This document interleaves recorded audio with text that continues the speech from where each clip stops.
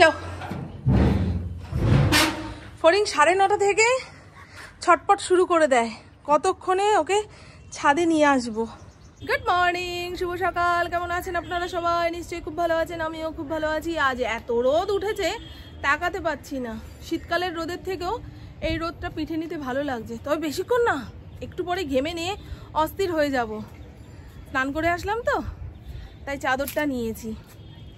আপনারা অনেকেই জিজ্ঞাসা করেন যে মামন তোমার কোন ঋতু ভালো লাগে? আমার বসন্ত আর বর্ষা, এই দুটো ঋতু ভীষণ প্রিয়। তবে 3 মাস জুড়ে বর্ষা, আষাঢ় শ্রাবণ ভাদ্র, শ্রাবণের বর্ষাটা ভালো লাগে, ভাদ্রর বর্ষাটা ভালো লাগে না। বউ নাচানো বৃষ্টি, এই জামা কাপড় মেলে দিচ্ছি, এই তুলে নিয়ে যেতে হচ্ছে, এই রোদ, এই বৃষ্টি। ভাদ্র মাসের বৃষ্টি ভালো লাগে না। শ্রাবণের যে ধারা পতনটা হয়, মনে হয় জানলার সামনে বসে শুধু বৃষ্টিই দেখি, বৃষ্টিই দেখি। আবার পৌষ মাসের শীতটা সহ্য হয় না, মনে হয় হাড় কেঁপে যাচ্ছে। মাঘ মাসে শীত যাব মানে বসন্ত আসবে, এই মাঘ মাসের শীতটা ভালো লাগে। বলবেন বাবা ভাগ্যিস ভগবানের হাতে এই সমস্ত রয়েছে, মানুষের হাতে থাকলে তো আমি এতক্ষণে যুদ্ধ লড়াই দাঙ্গা বাঁধিয়ে দিতাম। আবার গরমকালের বৈশাখ মাসের গরমটা ভালো লাগে। সারাদিন গরম, সন্ধেবেলায় কালবৈশাখী, চতুর্দিক ঠান্ডা হয়ে গেল, রাত্রিবেলায় ঘুমাতে পারলাম। বৈশাখের গরমটা ভালো লাগে, কিন্তু জ্যৈষ্ঠের গরম মেনে নিতে পারি না। আম জাম কাঁঠাল পাকানো গরম, বাবা ও মানুষ কি করে সহ্য করে গো? ওই গরমেও যারা বলবে আমার গরমকাল ভালো লাগে, তাদেরকে তো ভগবানের দরজা দেওয়া উচিত। সে যাই হোক, আজকে অনেক সকাল সকাল ঘুম থেকে উঠেছি। রোজই ঘুম থেকে ওঠার পরে ভাবি আমার সারাদিনের সময়টা কোথায় যাচ্ছে। হ্যাঁ, কাজ করতে করতে দেখি দিন ফুরিয়ে গেল, নিজের জন্য হাতে সময় নেই। তারপরে ভাবলাম না, 7টার সময় ঘুম থেকে উঠি, এবার থেকে 6টার সময় উঠবো। 6টা থেকে 7টা নিজের মতো করে ঘুরবো ফিরবো, গাছে জল দেবো, কিংবা নিজস্ব টাইম কাটিয়ে নেওয়ার পরে সংসারে হাত দেবো, বুঝলেন? নাহলে সকালবেলায় না অত হুড়ুম দুরুম কাজ করতে পারি না। যদিও রাতের দিকে অনেকটা সেরে রাখি, দেরি করে উঠলে কোনো ব্যাপার নেই, কিন্তু ঘরের লোকজন উঠে গেলে নানা রকম প্রশ্ন। এই যে ইন্দ্রর সঙ্গে মুখোমুখি হলে, কি গো আজকে বাজার থেকে কি আনবো, আজকে কি রান্না হবে, মেয়ে কটার সময় পড়তে যাবে, অত তো উত্তর দিতে ইচ্ছা করছে না বাবা। সেই কারণে সবাই ঘুম থেকে ওঠার আগে নিজের মতো করে একটু সময় কাটিয়ে নেব। সকালটা যেভাবে শুরু করবেন একদম রাত পর্যন্ত সেইভাবেই কাটবে। আর সকালটা যদি গন্ডগোল হয়ে যায়, মানে কারোর প্রতি বিরক্ত হলেন কিংবা কাজের প্রতি অনীহা আসলো, সারাটা দিন ওইভাবে চলবে। গতকাল আমার বাবার মৃত্যুবার্ষিকী ছিল, তা সকাল থেকেই মনটা ভারী ভারী ভারী ভারী। মায়ের সঙ্গে একটু সময় কাটিয়ে আসলাম, মিষ্টি নিয়ে গেছিলাম। মা দেখি বাড়ির বাচ্চাদের দিচ্ছে আর বলছে যে আজকে তোমার দাদু ভাইয়ের কি মুক্তি দিবস। আমি যাক, মৃত্যু দিবস শুনতেই কেমন লাগে না, ভেতরটা ছ্যাক করে ওঠে। আর বাচ্চারা তো অত বোঝে না, সব মিষ্টি নিতে আসছে, হ্যাপি বার্থডেও বলা যায় না, তা বলছে আজ তোমার দাদু ভাইয়ের মুক্তি দিবস। কথাটা খুব সুন্দর লেগেছে আমার, সত্যি তো। এই পৃথিবীতে কত দুঃখ, কত কষ্ট। আমার বাবা যে চট করে পড়লো, ফট করে চলে গেল, এর জন্য ভাবি আমার বাবা নিশ্চয়ই কোনো পুণ্য করেছিল, অবশ্যই করেছিল পুণ্য। আম গাছের আমগুলো, এ মা যা দেখেছেন, এই দেখুন আম গাছের আমগুলো মাঝখান দিয়ে ফেটে গেছে। হ্যাঁ, এই দেখুন, কেন গো? আপনারা যারা বাগান করেন একটু বলবেন তো, আমগুলো কি আর একটু বড় হতো, নাকি ওর সময় হয়ে গেছে ফেটে গেছে, আর একটু আগে তুলে নিলে ভালো হতো? একটু বলবেন। হ্যাঁ, বুঝতে পারছি না, সব আমগুলো এরকম মাঝখান দিয়ে ফেটে গেছে। আমার পুপু কতবার বলল, মা ছাদ বাগান থেকে আম এনে ঘষে মাখা করি।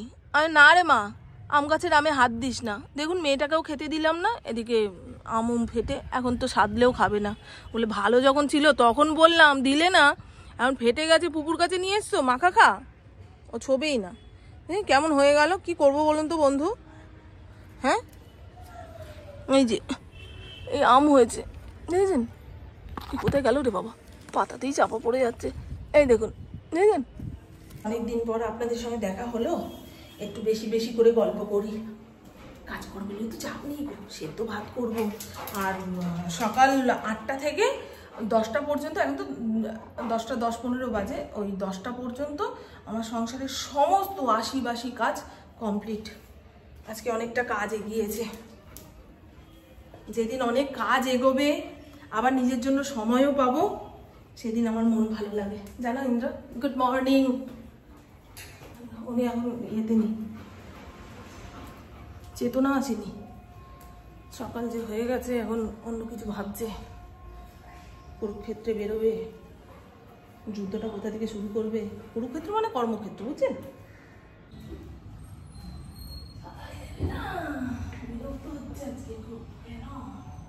আপনারা কেউ জিজ্ঞাসা করেছিলেন যে র্যাকটা কোথা থেকে কিনেছি, অ্যামাজন কিংবা ফ্লিপকার্ট থেকে কিনেছিলাম।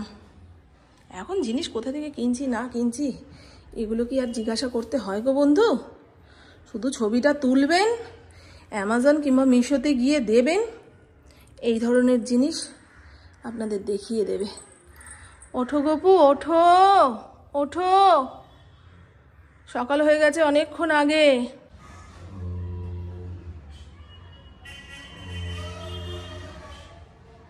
আমি আর পুবু 5টা করে ভেজানো আমন্ড খেলাম।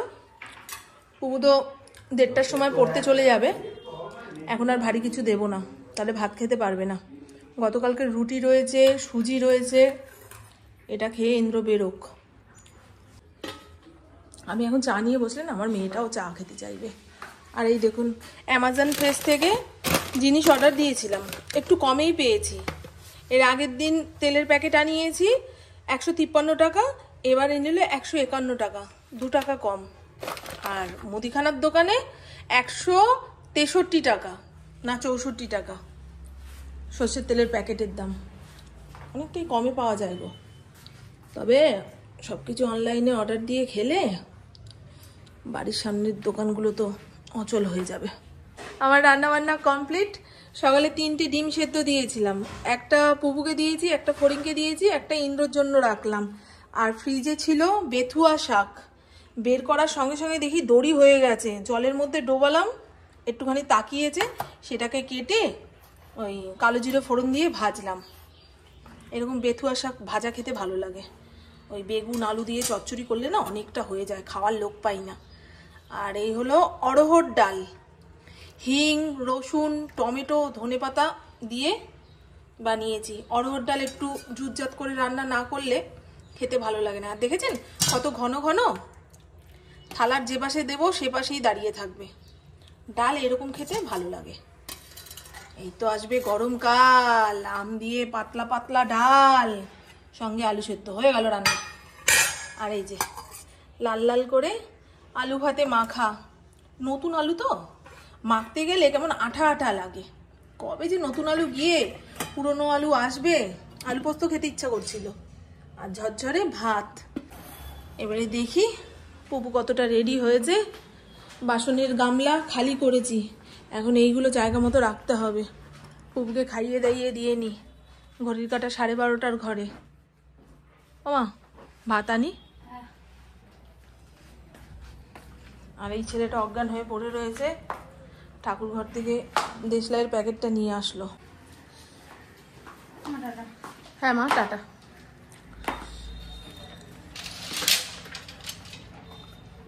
টাটা।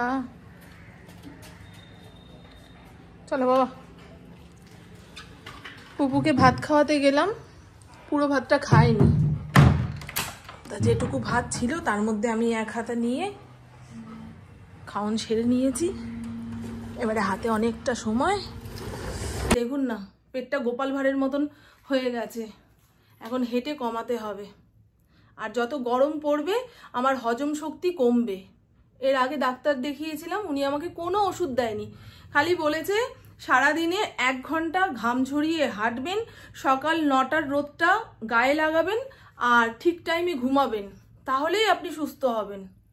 আর না হলে কোনো ওষুধ দিয়ে আপনাকে ঠিক করা যাবে না। সেই ভয়ে এখন হাঁটা শুরু করব। ঠান্ডাটা তো কমেই এসছে, তবে একটা চাদর গায়ে নেব। এই বসন্তকালের হাওয়াটা লেগে গেলেই না হিতে বিপরীত হয়ে যাবে। আমাদের সামনে যোগব্যায়াম সেন্টার রয়েছে, তা পুপু সেদিন বলছিল চলো মা তোমাকে ভর্তি করে দিয়ে আসি, সবার সঙ্গে বসে যোগব্যায়াম করবে, তোমার মন ভালো লাগবে, শরীর ভালো লাগবে। আমি দেখ কোনো কাজের সঙ্গে যদি সময় কেউ বেঁধে দেয়, আমার থেকে বড় অস্থির কেউ হবে না। খালি মনে হবে 7টার সময় আমাকে ওখানে যেতে হবে, তাড়াতাড়ি করে কাজকর্ম সারি। ওই যে হুটোপাটিটা, তারপরে 7টার জায়গায় 7:10-15 গেলে ওখানকার লোকেরা অসন্তুষ্ট হবে, এই সমস্ত ভাবতে গিয়ে আমার শরীরের তুলনায় মন যাবে বিগড়ে। এখন তো মনের যত্ন নেওয়া খুব দরকার। চলুন। আমি ঘড়িটাকে চার্জে বসিয়েছি, ফোনটাকে চার্জে বসিয়েছি, একটু চার্জ হয়ে যাক তারপরে বেরোবো। স্মার্ট ওয়াচে টাইম দেখাচ্ছে 8টা 19। কি করে ঘড়ির টাইম ঠিক করতে হয় জানি না, পুপু আসলে ঠিক করে দেবে। এখন রাস্তায় বেরিয়ে কেউ যদি জিজ্ঞাসা করে ম্যাডাম কটা বাজে, আমি তো তাকে ভুলভাল সময় বলে দেবো। আর এই ঘড়িটা হাতে দিয়ে বেরোলে কত পা হাঁটলাম না হাঁটলাম বারবার দেখতে পারি, তো হাঁটার এনার্জি বাড়ে, সেই কারণেই পড়ে যাওয়া। ছোটবেলায় ঘড়ি পরার শখ ছিল, কত খারাপ ঘড়ি পরে বেরিয়েছি। কাকির ফেলে দেওয়া, পিসির ফেলে দেওয়া, সেই সমস্ত ঘড়িও পরেছি। এখন ওগুলো ভাবলে হাসি পায়। কালকে মনে হয় বিসর্জন যাবে। এরকম ঠাকুর পুজো করার পরে খালি মণ্ডপে যখন ঠাকুর বসে থাকে না, দেখে খুব খারাপ লাগে। দেখুন কেউ নেই, যে যার কাজে যখন ব্যস্ত হয়ে যাবি, ঠাকুরকে ঠাকুরের জায়গায় দিয়ে আয়। হাঁটতে বেরোনোর সময় ইন্দ্র এই ফোনটা নিতে বারণ করে, ভাবে ভিডিওর চক করে আমি কথা বলতেই থাকবো, ওদিক থেকে কোনো গাড়ি এসে ধাক্কা মেরে দেবে, বুঝলেন? এটা ফাঁকা রাস্তা বলে আপনাদের সঙ্গে কথা বললাম। আর হাঁটার সময় অত কথা বলাও উচিত নয়। আর দেখছেন কেমন হাঁপিয়ে যাচ্ছি বাবা, ইদানিং এই জিনিসটা খুব খেয়াল করছি। কি হচ্ছে জানো, ভেতর পুজো আচ্ছা হচ্ছে। আজকে অনেক ঠাকুর বিসর্জন হয়ে গেছে। সরস্বতী ঠাকুর যতদিন মণ্ডপে থাকবে ততদিন বাচ্চার বইপত্র ঠাকুরের পাশে থাকবে, বাচ্চারা পড়তে চাইবে না। বেশ বড় করেছে তো ঠাকুরটা।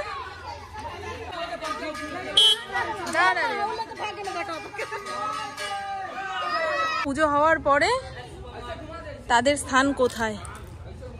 বটগাছের নিচ, গঙ্গার পাড়।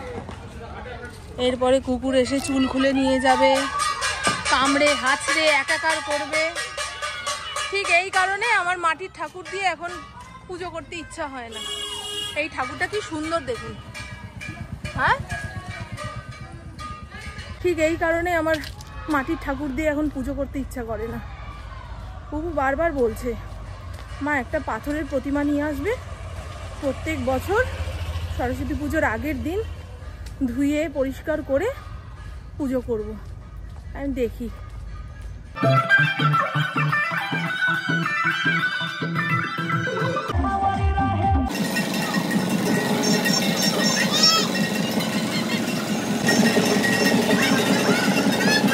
এবছরে মা সরস্বতী অননি অননি এই গানটাই শুনেছে।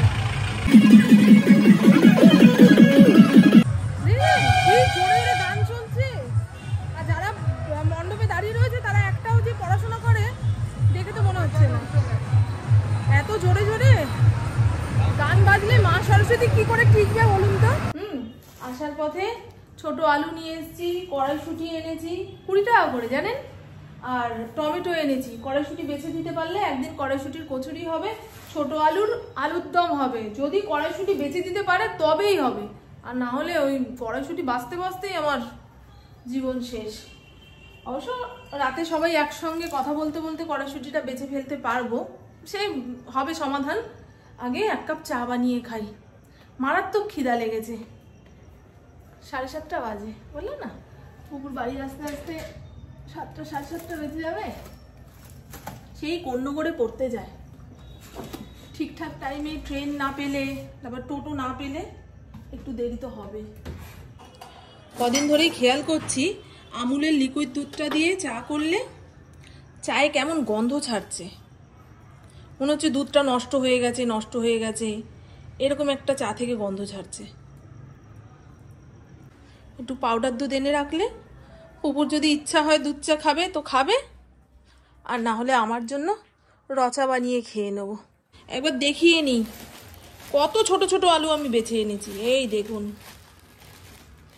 ছোট মাঝারি বড়র মাঝখান থেকে এই সাইজের আলু আমি বেছে বেছে এনেছি। কতটা সময় লেগেছে বলেন তো? হ্যাঁ, আলুওয়ালা ভাবছে মহিলার ধৈর্য আছে ভাই। হ্যাঁ, কড়াইশুঁটিগুলোও ভালো।